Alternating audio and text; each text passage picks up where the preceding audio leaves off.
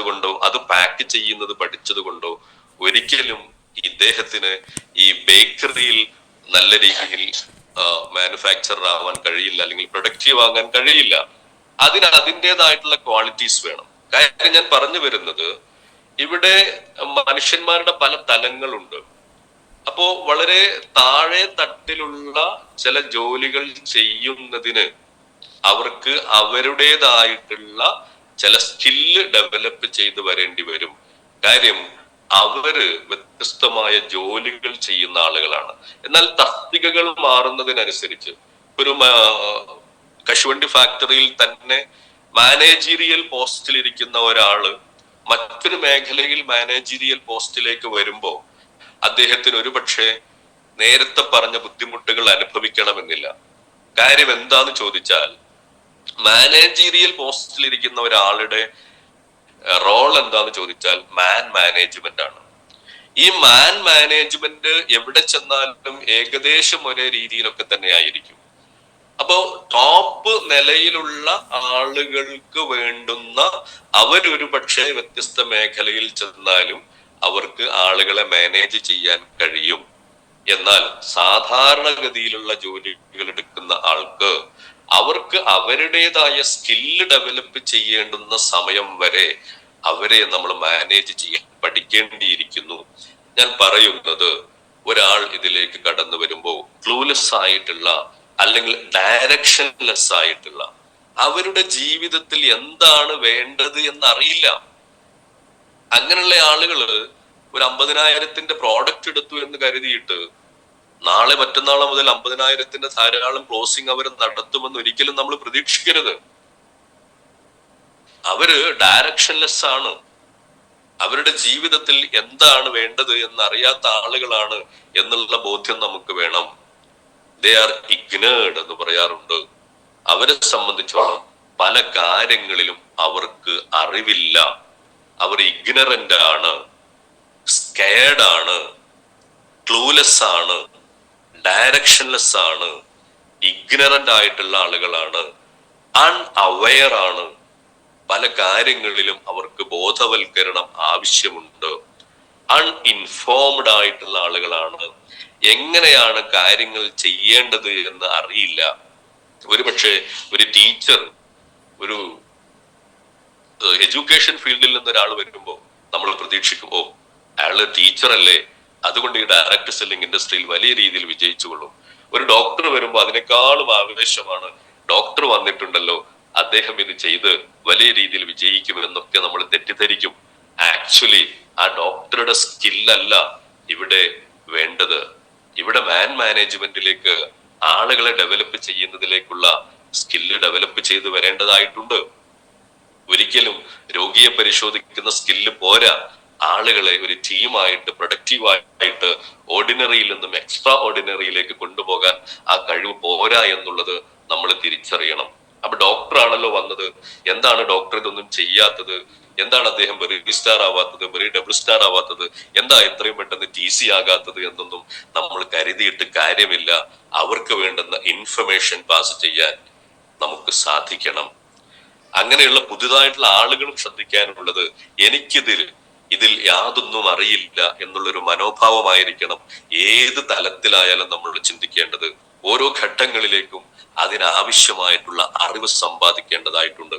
അപ്പൊ ഓർഡിനറി ആയിട്ടുള്ള ആളുകളെ സംബന്ധിച്ചിടത്തോളം അവർ അൺഇൻഫോംഡ് ആണ്, ദേ ആർ കൺഫ്യൂസ്ഡ് എന്ന് പറയാറുണ്ട്. പല കാര്യങ്ങളിലും അവർക്ക് കൺഫ്യൂഷൻ ഉണ്ടാകും. ഈ കൺഫ്യൂഷൻ തീർത്തു കൊടുക്കാൻ നമ്മൾ ശ്രദ്ധിക്കണം. അറിവില്ലായ്മ ഒരു പ്രശ്നമല്ല, അറിയാൻ ആഗ്രഹിക്കുന്നു എന്നുള്ളത് അവരുടെ ക്വാളിറ്റിയാണ്. ഇനി അറിയാൻ ആഗ്രഹം പ്രകടിപ്പിക്കാത്തതും നമ്മൾ ശ്രദ്ധിക്കേണ്ടതായിട്ടുണ്ട്. പല ആളുകൾക്കും ഇതിൽ പഠിക്കണമെന്ന് അറിയാത്തത് കൊണ്ട്, പല കാര്യങ്ങളും അറിയണമെന്ന് അറിയാത്തത് കൊണ്ടും ആളുകൾ ഒരു പക്ഷേ നമ്മൾ വിളിക്കുന്ന മീറ്റിലേക്കോ നമ്മൾ വിളിക്കുന്ന കൗൺസിലിംഗിലേക്കോ വരണമെന്ന് നിർബന്ധമില്ല. അപ്പൊ നമ്മളത് മനസ്സിലാക്കണം. They are confused. പിന്നെ പൊതുജനങ്ങളെ സംബന്ധിച്ചിടത്തോളം പല തരത്തിലുള്ള സ്വഭാവക്കാരാണ്. അസൂയ ഉള്ള ആളുകൾ ഉണ്ടാകും, സമയത്തിന് പ്രാധാന്യം കൊടുക്കാത്ത ആളുകൾ ഉണ്ടാകും, എന്താണ് സമയത്തിന്റെ പ്രാധാന്യം എന്ന് അറിയാത്ത ആളുകൾ ഉണ്ടാകും, അല്ലെ?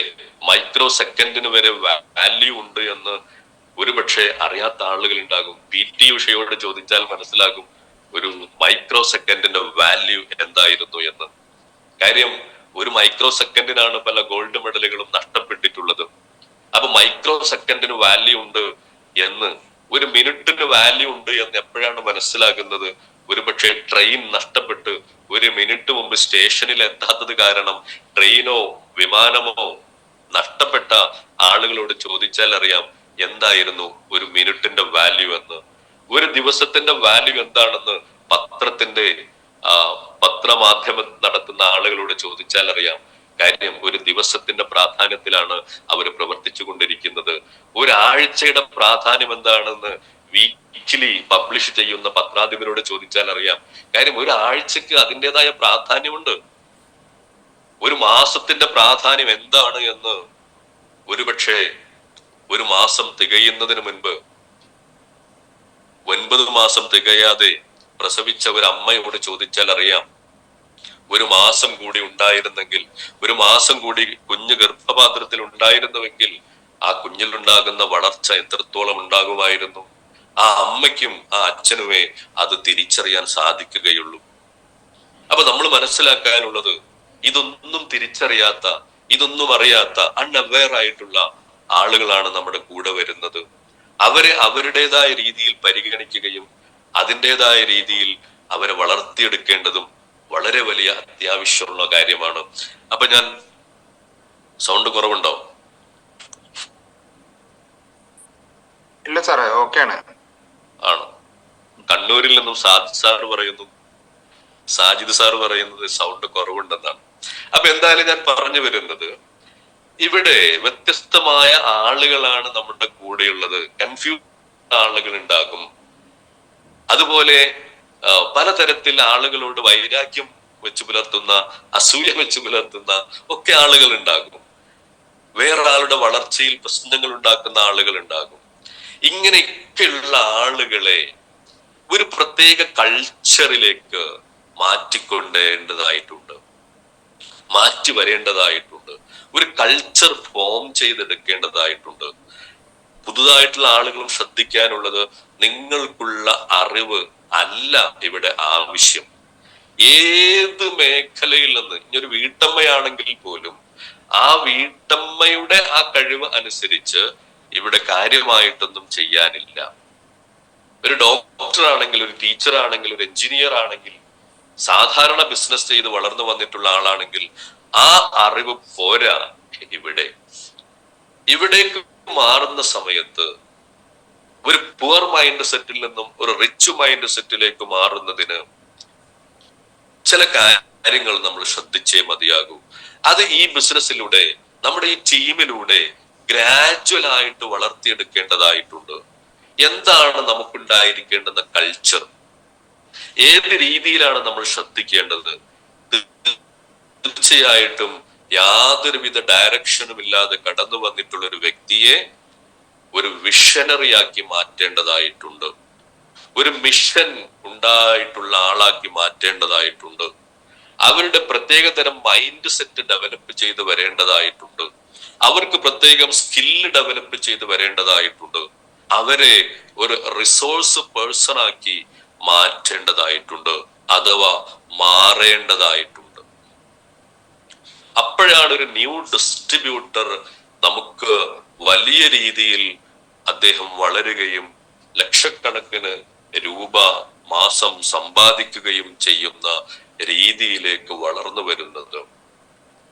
ഈ വളർച്ച നിർബന്ധമാണ്.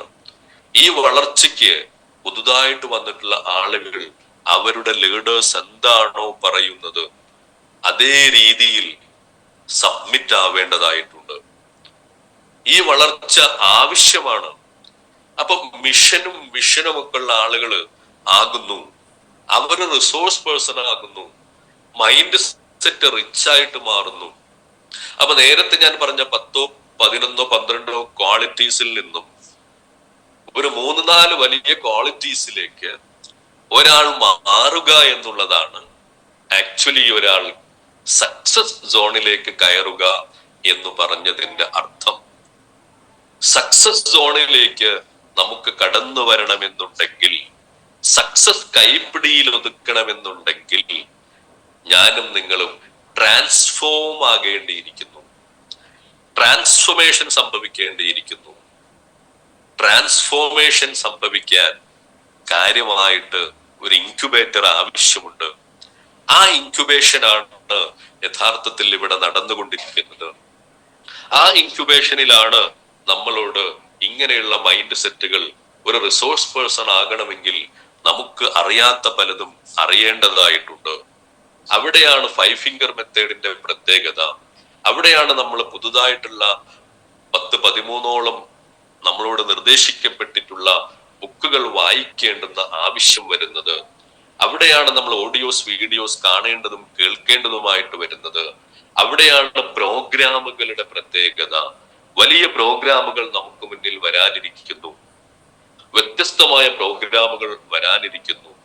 ജനുവരിയിലും ഫെബ്രുവരിയിലും ഇസ്മായിൽ സാർ അടങ്ങുന്ന ടീമിന്റെ, അതേപോലെ അൽതാഫ് സാറും നിഷാന്ത് സാറും അടങ്ങുന്ന ടീമിന്റെ, മുബീൻ സാർ എന്നുള്ള മഹാൽ വ്യക്തിത്വത്തിന്റെ സാന്നിധ്യത്തിൽ നമ്മളെല്ലാവരും പുതിയ തലങ്ങൾ കെട്ടിപ്പടുക്കാൻ, പുതിയ തലങ്ങളിലേക്ക് മാറുവാൻ നമുക്ക് അവസരം വരുന്നുണ്ട്. ആ അവസരത്തിലേക്ക് വേണ്ടി ഒരുങ്ങുക എന്നുള്ളത് തന്നെയാണ് ഇവിടെ നമുക്ക് ആവശ്യം. ആ ഒരുക്കമായിരിക്കണം. ഓരോ ദിവസവും പുതിയ എത്ര ആളുകള് നമ്മുടെ ടീമിലേക്ക് വരുന്നുണ്ട്, അവരെ എത്ര പേരെ നമ്മുടെ കൂടെ നിർത്താൻ വേണ്ടി നമുക്ക് സാധിക്കുന്നുണ്ട്, അവർക്ക് വേണ്ടിയുള്ള ഇൻഫർമേഷൻ പാസ് ചെയ്യാൻ നമുക്ക് കഴിയുന്നുണ്ടോ. പലപ്പോഴും വലിയൊരു പ്രശ്നം വരുന്നത് ഇവിടെ കമ്മ്യൂണിക്കേഷൻ ഗ്യാപ്പ് വലിയ രീതിയിൽ ഉണ്ടാവാറുണ്ട്. സാധാരണഗതിയിൽ കമ്മ്യൂണിക്കേഷൻ എന്ന് പറയുന്നത്, നമ്മൾ ഇവിടെ ചിലപ്പോ ഞാൻ ലീഡേഴ്സിനോട് പറഞ്ഞിട്ടുണ്ട്, ലീഡേഴ്സ് താഴേക്കിടയിലുള്ള ആളുകളോട് പറഞ്ഞിട്ടുണ്ടാകുമെന്ന് തെറ്റിദ്ധരിക്കാൻ ഒരിക്കലും പാടില്ല. കാര്യം ഇവിടെ ഞാൻ നേരത്തെ പറഞ്ഞ പോലെ 2 പ്രാവശ്യം GTSന് വിളിച്ചിട്ട് വരാത്ത ഒരു ഡിസ്ട്രിബ്യൂട്ടറോട് ഒരുപക്ഷെ പിണങ്ങി നിൽക്കുന്ന ലീഡർ ഉണ്ടാകും. വെറി സ്റ്റാറോ വെറി ഡബിൾ സ്റ്റാറിലൊക്കെ നിൽക്കുന്ന ആള് ഒരുപക്ഷെ 2-3 ദിവസം GTSന് വിളിച്ചിട്ട് വന്നിട്ടില്ല. അതുകൊണ്ട് നിങ്ങൾ പറഞ്ഞത് ഞാൻ അവരോട് പറഞ്ഞിട്ടില്ല, അറിയുക പോലുമില്ല. പലപ്പോഴും ഇൻഫർമേഷൻ പാസ് ചെയ്യാൻ തയ്യാറാകാത്ത കുറെ ആളുകളുണ്ട്. കാര്യം എന്താ, ഞാൻ പറഞ്ഞിട്ട് അവർ വന്നിട്ടില്ല, അതുകൊണ്ട് ഇനി അവരെ ഞാൻ വിളിക്കുന്നില്ല. അല്ലെ, ഞാൻ എന്തെല്ലാം പറഞ്ഞു നോക്കി എന്നിട്ട് അവർക്കത് മനസ്സിലാകുന്നില്ല എന്ന് പറയുന്ന ആളുകളുണ്ട്. എപ്പോഴും സംശയം ഉള്ള ആളുകളാണ് എന്റെ കൂടെ ഉള്ളത്. എത്ര പറഞ്ഞിട്ടും മനസ്സിലാകുന്നില്ല. പക്ഷെ ഇവിടെ മനസ്സിലാക്കാനുള്ളത്, ആ പുതിയ ആൾ ഒരു പക്ഷെ ഒരാഴ്ച മുൻപോ 1 മാസം മുൻപോ ആയിരിക്കും നമ്മുടെ കൂടെ വന്നിട്ടുള്ളത്. ഈ പറയുന്ന ആള് 2 വർഷം കഴിഞ്ഞതിന് ശേഷമാണ് ഇതൊക്കെ മനസ്സിലാക്കി തുടങ്ങിയത്. അപ്പോഴാണ് പറയുന്നത്, ഞാൻ പറഞ്ഞിട്ട് അവർക്ക് മനസ്സിലാവുന്നില്ലല്ലോ എന്ന്. കാര്യം നമ്മൾ 2 വർഷം എടുത്തിട്ടാണ് എന്താണ് 5 ഫിംഗർ മെത്തേഡ് എന്നും, എന്താണ് 4/6 എന്നും, എന്താണ് വെറി 007 എന്നൊക്കെ അതിന്റെ വാക്കുകൾ പോലും നമുക്ക് മനസ്സിലായത്. അപ്പൊ പുതിയ ആളുകളെ നമ്മൾ അങ്ങനെ കെയർ ചെയ്യണം. അതാണ് ഞാൻ പറഞ്ഞതിന്റെ അർത്ഥം. അവരെ കെയർ ചെയ്യണം നമ്മള്. അവരെ കെയർ ചെയ്ത് അവർക്കൊരു ഡയറക്ഷൻ ഉണ്ടാക്കി കൊടുക്കാൻ, അവർക്കൊരു ഇൻഫർമേറ്റീവ് പാത്തിലേക്ക് അവരെ കൊണ്ടുവരാൻ നമുക്ക് കഴിയണം. അൺഇൻഫോംഡ് ആയിട്ടുള്ള ആളുകളെ പതുക്കെ നമുക്ക് എഡ്യൂക്കേഷൻ അവരിലേക്ക് പെനിട്രേറ്റ് ചെയ്ത്, ആ വാക്കിന് വലിയ പ്രാധാന്യമുണ്ട്, പെനിട്രേഷൻ എന്ന് പറയും. ആളുകളിലേക്ക് ഒരുപക്ഷെ നമ്മൾ ഒരു ക്ലാസ് എടുത്തത് കൊണ്ട് ആളുകൾക്ക് അത് മനസ്സിലാകണമെന്നില്ല. പലപ്പോഴും ലീഡേഴ്സിനോട് സംസാരിക്കുമ്പോൾ പറയാറുണ്ട്, ഞാൻ അതൊക്കെ അവരെ പഠിപ്പിച്ചതാ, എന്താണെന്നറിയില്ല, അവർക്കതൊന്നും മനസ്സിലായിട്ടില്ല. കാര്യം അവരൊരു പ്രത്യേക മൈൻഡ് സെറ്റിലാണ് ഉള്ളത്. അവരോട് നിങ്ങൾ ടീമിന് വേണ്ടി പ്ലാൻ ഉണ്ടാക്കണം എന്ന് പറഞ്ഞത് കൊണ്ട് പ്ലാൻ ഓട്ടോമാറ്റിക്കലി അല്ലെങ്കിൽ റെഡിമെയ്ഡ് ആയിട്ട് അവരുണ്ടാക്കാൻ ഒരു സാധ്യതയും ഇല്ല. അവരെ കൂടെ ഇരുന്ന് എന്താണ് പ്ലാൻ, എങ്ങനെയാണ് പ്ലാൻ ചെയ്യേണ്ടത്, എന്താണ് ഒരു ദിവസത്തിന്റെ പ്രത്യേകത, എന്താണ് ഒരു ആഴ്ചയുടെ പ്രത്യേകത, എന്താണ് ഒരു മാസത്തിന്റെ പ്രത്യേകത, നമ്മുടെ മാസം എന്ന് പറഞ്ഞാൽ എത്ര ദിവസമുണ്ട്. പലപ്പോഴും ആളുകൾ മാസത്തിന്റെ പ്രാധാന്യത്തെ കുറിച്ച് മനസ്സിലാക്കി അവർ പ്ലാൻ ഉണ്ടാക്കുമ്പോൾ 30 days എന്നുള്ള രീതിയിൽ ചെയ്യാറുണ്ട്. ഒരിക്കലും കമ്പനിയുടെ മാസം എന്ന് പറയുന്നത് 30 ദിവസമല്ലല്ലോ, 28 ദിവസമല്ലേ ഉള്ളൂ നമുക്ക്. അപ്പൊ 28 ദിവസത്തിൽ ആണ് നമുക്ക് ഒരു മാസം എന്ന് പറയുന്നത്. ഇതൊക്കെ പതുക്കെ നമ്മൾ മനസ്സിലാക്കേണ്ടതായിട്ടുണ്ട്. വീക്ക്ലി ആണല്ലോ നമ്മൾ കാര്യങ്ങളൊക്കെ ചെയ്യുന്നത്. അപ്പൊ 4 ആഴ്ചയല്ലേ ഉള്ളൂ. അപ്പൊ തീർച്ചയായിട്ടും കമ്പനിയുടെ വാർഷിക കലണ്ടർ എന്ന് പറയുന്നത് നമ്മുടെ സാധാരണ കലണ്ടറുമായിട്ട് യാതൊരു ബന്ധവുമില്ല, പ്രത്യേകിച്ച് ബന്ധമൊന്നുമില്ല. കമ്പനിക്ക് കമ്പനിയുടേതായ കലണ്ടർ ഉണ്ട്. അപ്പൊ ഞാൻ പറഞ്ഞു വരുന്നത്, വളരെ ക്ഷമയോടുകൂടി രണ്ടു കൂട്ടരും വേണം. പുതുതായിട്ട് വരുന്ന ആളുകൾ അവരെ മീറ്റിങ്ങിലേക്കും അവരെ ട്രെയിനിങ്ങിലേക്കും ഒക്കെ വിളിക്കുന്ന സമയത്ത് എന്നെ രക്ഷപ്പെടുത്തുന്നതിന് വേണ്ടിയാണ് എന്റെ ലീഡേഴ്സ് എന്നെ ക്ഷണിക്കുന്നത്, ഒരു പ്രോഗ്രാമിലേക്ക് ടിക്കറ്റ് തരുന്നത് എന്ന് മനസ്സിലാക്കാൻ കഴിയണം. പലപ്പോഴും വലിയൊരു കൺഫ്യൂഷൻ ഉണ്ടാവാറുണ്ട്.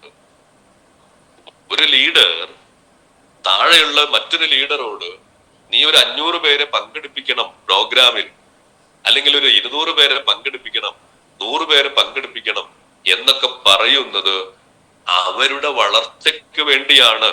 നിന്റെ ടീമിൽ നിന്ന് മൊത്തത്തിൽ ഒരു 500 പേര് വരണം എന്ന് പറയുമ്പോ ആ ലീഡർ പറയുന്നതിന്റെ അർത്ഥം ഒരു 500-ൽ നിന്നും ഒരു 350 പേരെയെങ്കിലും ഈ ടീമിലൂടെ സംഘടിപ്പിക്കാൻ വേണ്ടി സാധിച്ചാൽ തീർച്ചയായിട്ടും ഈ ടിക്കറ്റ് നൽകപ്പെട്ടിട്ടുള്ള ലീഡറുടെ ഗ്രോത്ത് ആണ് അവിടെ അതിന്റെ മുകളിലുള്ള ലീഡർ കാണുന്നത് എന്ന് ആ രീതിയിൽ ചിന്തിക്കാൻ നമുക്ക് സാധിക്കണം.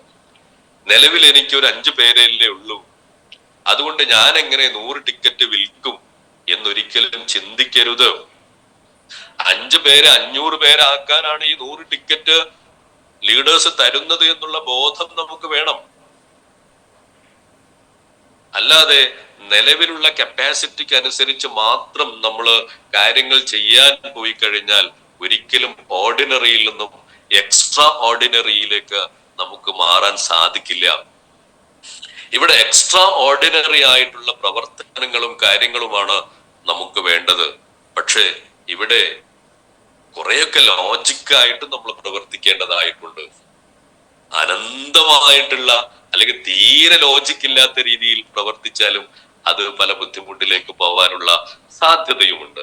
അപ്പൊ ഞാൻ പറഞ്ഞു വരുന്നത്, എന്താണ് നമുക്ക് വേണ്ടത് എന്നുള്ളതിനെ കുറിച്ചുള്ള വ്യക്തമായിട്ടുള്ള ധാരണ ഓരോരുത്തരും ഉണ്ടാക്കിയെടുക്കണം. ആ ക്ലൂ നമുക്ക് കിട്ടേണ്ടതായിട്ടുണ്ട്, ഡയറക്ഷൻ നമുക്ക് കിട്ടേണ്ടതായിട്ടുണ്ട്, ഡയറക്ഷൻ കിട്ടിയിട്ടുണ്ട് എന്ന് ഉറപ്പ് വരുത്തേണ്ടതായിട്ടുണ്ട്. അല്ലാതെ പലപ്പോഴും കണ്ടുവരുന്നത്, നമ്മെ സംബന്ധിച്ചിടത്തോളം ഇവിടെ എല്ലാവരും പറയാറുള്ളത് പ്രോഡക്റ്റ് പഠിച്ചിട്ടുണ്ട്, കമ്പനിയുടെ പ്ലാൻ പ്രസന്റേഷൻ പഠിച്ചിട്ടുണ്ട് എന്നുള്ളത് കൊണ്ട് പൂർണ്ണമായി എന്ന് ഒരിക്കലും തെറ്റിദ്ധരിക്കരുത്. കാരണം കമ്പനിയുടെ പ്ലാൻ പഠിച്ചിട്ടുണ്ട് എന്ന് നമുക്ക് പറയണമെങ്കിൽ കമ്പനിയുടെ പ്ലാനിലൂടെ തരുന്ന മുഴുവൻ വരുമാനവും വാങ്ങുന്ന ഒരാളായി എപ്പോഴാണോ മാറുന്നത് അപ്പോഴാണ് യഥാർത്ഥത്തിൽ പ്ലാൻ പഠിച്ചു എന്ന് പറയാൻ നമുക്ക് സാധിക്കുകയുള്ളൂ. ഇല്ലെങ്കിൽ എന്താ സംഭവിക്കുന്നത്? പ്ലാൻ എനിക്ക് അറിയാമെന്ന് പറയുമ്പോ ഡ്രൈവിംഗ് ബുക്ക് നോക്കി കാണാതെ പഠിച്ച പോലെ ഉണ്ടാകും. ഡ്രൈവിംഗിന്റെ എല്ലാ കാര്യങ്ങളും കാണാതെ പഠിച്ചിട്ടുണ്ട്. ഡ്രൈവിംഗ് അറിയോ? ഒരു വാഹനം കയ്യിൽ കിട്ടിയാൽ എങ്ങനെ ഉണ്ടാവും? പ്രാക്ടിക്കലി പഠിക്കാതെ അതിന് പഠിച്ചു എന്ന് പറയരുത്. ഇനി പ്രോഡക്റ്റ് എനിക്കറിയാം, എന്തറിയാം? കമ്പനി തരുന്ന ഓരോ പ്രോഡക്റ്റുകൾ വഴിയും നമുക്ക് ഇൻകം ജനറേറ്റ് ചെയ്യാൻ പറ്റുന്നുണ്ടെങ്കിൽ മാത്രമേ കമ്പനിയുടെ പ്രോഡക്റ്റ് നമുക്ക് അറിയുമെന്ന് പറയാവൂ. 95 വഴി നമ്മുടെ ടീമിലൂടെ നമുക്ക് വരുമാനം കിട്ടിത്തുടങ്ങണം, കവചപ്രാഷ് വഴി കിട്ടണം. അഥവാ ഓരോ പ്രോഡക്റ്റുകളും കമ്പനി ഡിസൈൻ ചെയ്ത് തരുന്നത് എന്റെയും നിങ്ങളുടെയും ഗ്രോത്തിന് വേണ്ടിയാണ്. അപ്പൊ ആ ഗ്രോത്ത് എന്തുകൊണ്ട് സംഭവിക്കുന്നില്ല എന്ന് ചോദിച്ചാൽ പല പ്രോഡക്റ്റുകളെ കുറിച്ച് നമ്മൾ അവെയർ അല്ല. അതെങ്ങനെ ആളുകളിലേക്ക് എത്തിക്കണമെന്ന് അറിയില്ല. ആ അറിവില്ല കാരണം നമുക്ക് പ്രോഡക്റ്റുകൾ വഴി വരുമാനം കിട്ടാതെ പോകുന്നു. അപ്പൊ കമ്പനി ഒരു പ്രോഡക്റ്റ് നമുക്ക് തന്നിട്ടുണ്ടെങ്കിൽ ആ കമ്പനിയുടെ ഹോൾ ആയിട്ടുള്ള ഡിസ്ട്രിബ്യൂട്ടർ ആണ് നമ്മളൊരു കഫ് സിറപ്പിന്റെ മാത്രം ഡിസ്ട്രിബ്യൂട്ടർ അല്ല, നമ്മളൊരു പേസ്റ്റിന്റെ മാത്രം ഡിസ്ട്രിബ്യൂട്ടർ അല്ല. നമ്മളൊരു ആന്റി ഡാൻഡ്രഫ് ഷാമ്പുവിന്റെ മാത്രം ഡിസ്ട്രിബ്യൂട്ടർ അല്ല. നമ്മളെ ടീം വഴി ഒരു പ്രോഡക്റ്റ് മൂവ് ആകുന്നില്ലെങ്കിൽ ഞാനും നിങ്ങളും തീർച്ചയായിട്ടും ആ പ്രോഡക്റ്റുകളെ കുറിച്ച് പഠിക്കുകയും അത് എങ്ങനെ നമ്മുടെ ടീം വഴി ആളുകളിലേക്ക് എത്തിക്കാൻ സാധിക്കും എന്നുള്ളതിനെ കുറിച്ച് വലിയ രീതിയിൽ അവെയർ ആവേണ്ടതായിട്ടുണ്ട്. അപ്പോഴാണ് പ്രോഡക്റ്റ് എനിക്കറിയാം, പ്ലാൻ അറിയാം എന്ന് പറയുന്ന ഒരാളെ സംബന്ധിച്ചിടത്തോളം കമ്പനിയുടെ മുഴുവൻ വരുമാനവും വാങ്ങുന്ന രീതിയിലേക്ക് മാറിയിട്ടുള്ള ഒരാളാണ് യഥാർത്ഥത്തിൽ പ്ലാൻ അറിയാം എന്ന് പറയുന്ന രീതിയിൽ ആകാൻ പാടുള്ളൂ. അല്ലാത്തവർ കാണാതെ പഠിച്ചിട്ടുണ്ട് എന്നേ പറയാവൂ. പ്ലാൻ ഞാൻ കാണാതെ പഠിച്ചിട്ടുണ്ട്, പ്രാക്ടിക്കലി പഠിച്ചുകൊണ്ടിരിക്കുകയാണ്. സിസ്റ്റം അറിയുമോ? പലപ്പോഴും ആളുകളോട് സിസ്റ്റം അറിയുമോ എന്ന് ചോദിക്കുമ്പോൾ ഓ സാറേ എനിക്ക് സിസ്റ്റം അറിയാം. എന്തൊക്കെയാണ്? ആ 5 ഫിംഗർ മെത്തേഡും പിന്നെന്തോ ഒരു 007 അല്ലേ, അതൊക്കെ ഞാൻ കണ്ടിട്ടുണ്ട്, കേട്ടിട്ടുണ്ട്. അല്ല, ഈ ലിസ്റ്റ് എത്ര ഉണ്ടാക്കണം? ലിസ്റ്റ് എന്ന് പറയുമ്പോൾ 4 ബേസിക്സ് അല്ലേ, അതിൽ ഒന്നാമത്തെ ലിസ്റ്റ് അല്ലേ? എനിക്കറിയാം. എത്ര ലിസ്റ്റ് ഉണ്ടാക്കണം? ഒരു 200, 210. അതെ, അത് മതിയോ? ഞാനതൊക്കെ ഉണ്ടാക്കിയിട്ടുണ്ട്. പക്ഷെ ലിസ്റ്റ് എന്ന് പറയുന്നതിന്റെ യഥാർത്ഥ ഉദ്ദേശ്യം എന്താണ്?